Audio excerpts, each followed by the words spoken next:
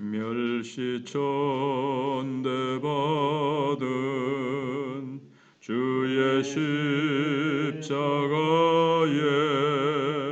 나의 마음이 끌리도다.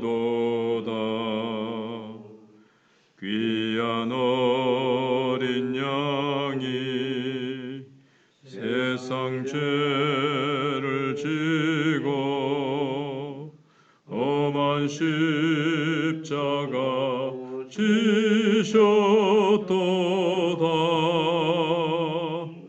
죄의 승리를 얻기까지 주의 십자가 사랑하리.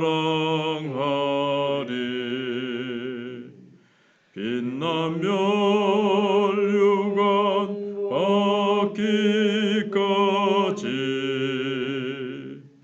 험한 십자가 붙들겠네. 아멘. 하나님 말씀 레위기 1장 9절 한 절 보시고 넘어가서 14절로 17절입니다. 먼저 9절입니다. 그 내장과 정강이를 물로 씻을 것이요 제사장은 그 전부를 제단 위에서 불살라 번제를 드릴지니 이는 화제라 여호와께 향기로운 냄새니라. 14절입니다. 만일 여호와께 드리는 예물이 새의 번제이면 산비둘기나 집비둘기 새끼로 예물을 드릴 것이요 제사장은 그것을 제단으로 가져다가 그것의 머리를 비틀어 끊고 제단 위에서 불사르고 피는 제단 곁에 흘릴 것이며 그것의 모이 주머니와 그 더러운 것은 제거하여 제단 동쪽 재버리는 곳에 던지고 또 그 날개 자리에서 그 몸을 찢되 아주 찢지 말고 제사장이 그것을 제단 위의 불 위에 있는 나무 위에서 불살라 번제로 드릴지니 이는 화제라 여호와께 향기로운 냄새니라. 아멘. 어제 조금 구절에 남은 부분이 있어서 먼저 말씀을 드리면 이렇게 짐승을 태우면 고기 타는 냄새가 나는데 그것이 하나님 앞에 향기로운 냄새라고 말씀을 하셨습니다. 대체로 고기 타는 냄새는 고소하고 좋습니다. 그러나 하나님께서 사실 고기 타는 냄새가 좋아서 향기롭다 그러시겠습니까? 그건 아닙니다. 그들이 하나님의 말씀에 하라는 대로 그대로 순종해서 제사를 드렸을 때 그것을 이제 그 순종을 향기로운 냄새로 받으시는 겁니다. 그래서 이스라엘 백성들은 하나님께 번제를 드릴 때 자기 몸에서 비유를 들자면 자기 몸에서 나던 죄의 악취가 없어지고 그 아름다운 이제 향기가 나게 되는 겁니다. 사람이 노숙을 하면서 한 달 정도 만약에 전혀 씻지 않으면 얼마나 냄새가 고약하겠습니까? 사람들이 가까이 하려고 하질 않죠. 코를 틀어막고 겨우 얘기를 하려고 할 것이고 얘기를 꼭 해야 된다면 가까이 하지 않으려고 그러겠죠. 근데 모든 인간에게서는 사실 그 영혼에서 나겠죠. 하나님께서는 그 죄의 악취, 교만의 악취가 나기 때문에 하나님이 가까이 하고 싶지 않으신 겁니다. 그런데 우리가 하나님의 말씀에 순종해서 제사를 드리고 이 믿음의 예배를 드릴 때 그 속에 이제 사실은 예수님의 희생의 십자가가 들어있는 거죠. 예수님이 죄를 그 희생을 통해서 깨끗이 씻어주시는 것이고 구약시대 때는 일시적으로 짐승의 피를 통해서 일시적으로 죄를 이렇게 사해 주십니다. 근본적으로 사해 주시는 것은 아니지만 일시적으로 사해 주시기 때문에 몸에 있던 죄의 악취가 없어지고 온몸에서 이제 향취가 나게 되는 것입니다. 그런데 이 첫 번째로 하나님이 말씀하신 번제의 제물은 소나 양이었습니다. 그리고 잡는 장소도 이 피 뿌리는 장소도 소나 양에 따라서 좀 달랐습니다. 저는 이제 어저께인가요? 이제 생각을 해봤고요. 근데 이제 하나님은 이 중요한 번제, 이게 가장 하나님께 드리는 제사에 있어서 가장 기초적인 건데 이 번제 예외, 예외를 인정하셨습니다. 그게 뭔가 하면 가난한 자를 위해서 산비둘기나 집비둘기 새끼를 번제로 바치게 하신 것입니다. 14절에 만일 여호와께 드리는 예물이 새의 번제이면 산비둘기나 집비둘기 새끼로 예물을 삼을 것이요. 비둘기라고 해봐야 털을 뽑으면 정말 조그만할 겁니다. 더군다나 새끼입니다. 새끼를 드릴 경우에 산비둘기 새끼를 하면 그 크기가 정말 제사장의 손 안에 딱 들어갈 정도로 작을 겁니다. 그런데 하나님은 이렇게 작은 제물로도 하나님께 나아올 수 있도록 허락을 하셨습니다. 이제 가난한 자를 위해서 그렇게 한 거죠. 우리가 생각하기에 비둘기보다는 닭이나 오리가 좀 더 커서 좋을 것 같은데 닭하고 오리는 푸더덕거리고 막 난리를 치기 때문에 안 됩니다. 하나님께서는 그러니까 이제 오리를 잡거나 닭을 잡으려 그러면은 막 도망가고 그 잡으러 가느라고 시끄럽게 소리를 냅니다. 하나님께 바쳐지는 제물은 소리를 내지 않는 것이 특징입니다. 소나 양이나 다 주인을 따라서 잠잠히 주인을 신뢰하고 따라옵니다. 비둘기는 그래도 새 중에서 가장 이렇게 온유하고 말을 잘 듣고 조용한 거죠. 또 뭐 개나 돼지도 안 되는 이유가 이게 번제로 합당하지가 않습니다. 개나 돼지도 역시 잡아가지고 끌고 오려면 온 동네가 시끄러울 겁니다. 그래서 제물이 될 수가 없습니다. 근데 하나님은 이제 아무튼 비둘기를 허락하셨는데 가난한 자도 하나님 앞에 번제를 드릴 수 있도록 집비둘기나 산비둘기 새끼로 제사를 드릴 수 있게 하셨습니다. 물론 부자는 이런 비둘기 제사를 드릴 수 없습니다. 이 비둘기 제사는 오직 가난한 자들만이 드릴 수 있었습니다. 그럼에도 불구하고 가난한 자들이 드리는 비둘기 제사를 할지라도 반드시 피를 흘려야 됐습니다. 그래서 비둘기는 흘리는 이 피는 소나 양이 흘리는 피에 비해서는 정말 뭐 몇 방울 안 되겠지요. 그래도 중요한 것은 양이 아니라 생명이 죽어야 하는 것입니다. 죄에 대해선 대가는 죽음, 생명을 드려야 되는 겁니다. 그래서 비둘기 새끼는 이제 새기 때문에 소나 양과는 신체 구조가 다릅니다. 그래서 일단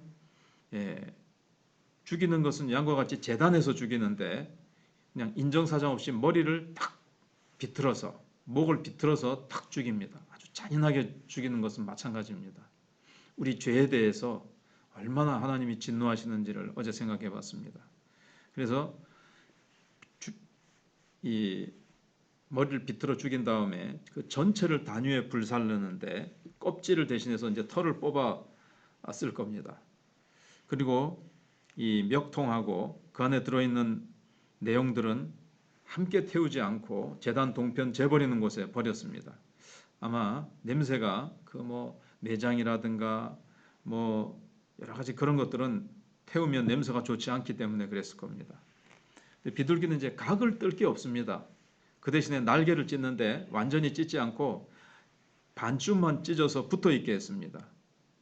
그래서 여기 새의 날개를 찢는 것은 짐승의 사지를 찢는 것처럼 완전한 죽음을 나타냅니다. 새의 힘은 어디에 있습니까? 날개에 있습니다. 그 날개를 찢으면 아무것도 할 수 없는 거죠. 즉 우리들이 죽어야 하나님의 뜻이 이루어지는 겁니다. 여기에서 비둘기의 날개를 완전히 찢지 않고 일부만 찢어서 달려있게 한 것은 왜 그런가 하면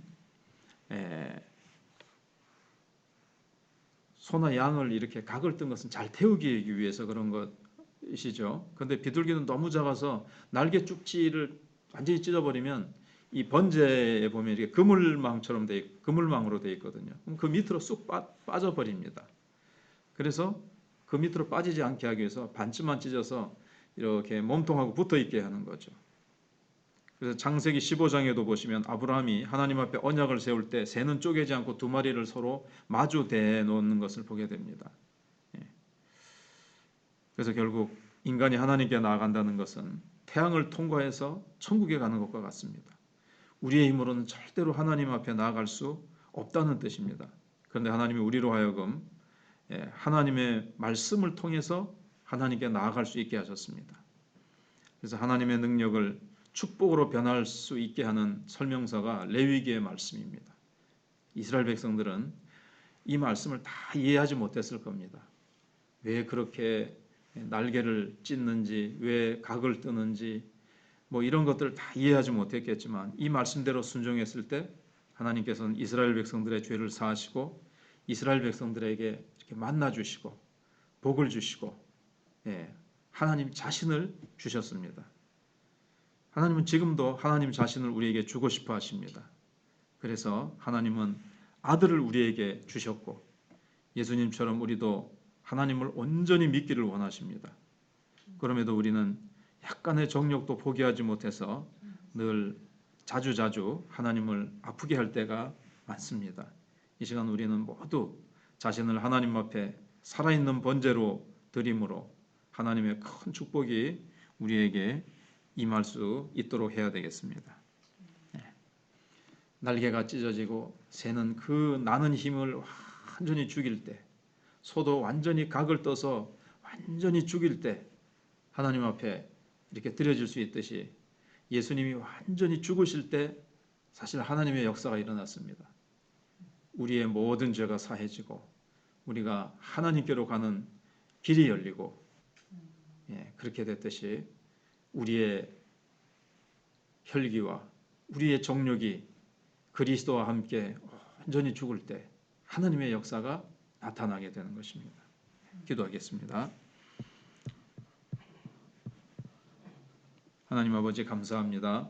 하나님께서 이스라엘 백성들이 하나님 앞에 나아갈 수 있도록 번제를 허락하시되 물질이 없어 가난한 자들에게도 하나님께 나아갈 수 있도록 하나님께서 집비둘기, 산비둘기 새끼를 주님 앞에 번제로 드릴 수 있게 하여 주셔서 누구든지 하나님 앞에 나올 수 있는 길을 열어주신 하나님, 누구든지 다 하나님 앞에 나오기를 원하시고 하나님께서 그렇게 순종하여 나오는 자들의 번제를 향기롭게 그 순종을 받으시고 축복하시고 하나님 자신을 주길 원하시고 또 우리에게도 마찬가지로 하나님을 주시기 원하셔서 독생자 예수 그리스도를 그 사랑하는 아들을 우리에게 내어주시되 십자가에 죽기까지 내어주셔서 우리 영혼에서 나오는 이 죄의 악취를 다 제거하시고 하나님께서는 예수님을 통해서 우리를 향기나는 존재로 만드셔서 우리가 아버지 앞에 나와서 기도할 때 하나님 우리를 가까이 하셔서 정말 우리를 품에 안으시고 우리의 모든 간구에 귀를 기울이시고 우리의 작은 신음에도 하나님께서 결코 그것이 땅에 떨어지지 않고 다 주님께서 귀 기울여 들으시고 응답하시는 우리가 그런 존재가 되었습니다. 예수 그리스도의 십자가 끝까지 사랑하고 십자가 붙들고 최후 승리를 얻기까지 우리가 이 코로나와 여러 가지 우리가 주님 그 나라에 다다를 때까지 우리가 승리할 수 있도록 주님의 보혈로 우리를 덮어주시고 성령으로 우리를 인도해 가실 줄 믿습니다. 하나님께서 박순영 집사님 특별히 항암 치료 잘 받아내게 하시고 이춘자 집사님 장예하 하나님 시술 후에 잘 치료되고 회복되게 하여 주시며 그 외에도 우리 건강히 좋지 못한 노부모님들과 우리 또 환절기에 감기나 여러 가지 힘든 상황 가운데 있는 우리 성도들 혹시 직장에서 가정에서 어려움이 있습니까? 주님 붙들고 기도할 때에 주님의 이름으로 응답하시고 하나님이 큰 기적으로 응답하시고 역사하여 주시옵소서.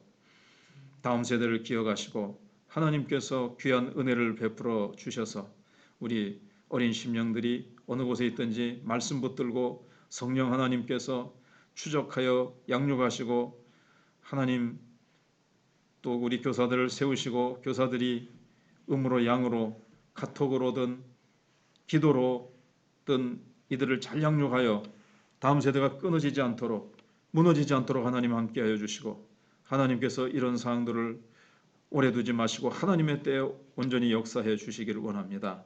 하나님께서 구문에 있는 두 아들을 기억하시고 우리 고려신학교를 기억해 주시고 한국교회의 어려운 상황들 하나님께서 회복시켜 주시며 나라의 여러 가지 혼잡스러운 것들도 하나님 이 모든 것들이 우리의 눈에는 욥이 처음 가진 신앙처럼 혼란스러워 보이고 하나님의 질서와 하나님의 공의가 작동하지 않는 것 같아도 하나님은 놀라운 섭리 가운데 일하고 계시며 하나님은 우리를 연단하시고 또 하나님의 일들을 놀랍게 이루어 가시는 줄 믿고 끝까지 인내하며 기도하며 승리하게 하여 주시옵소서.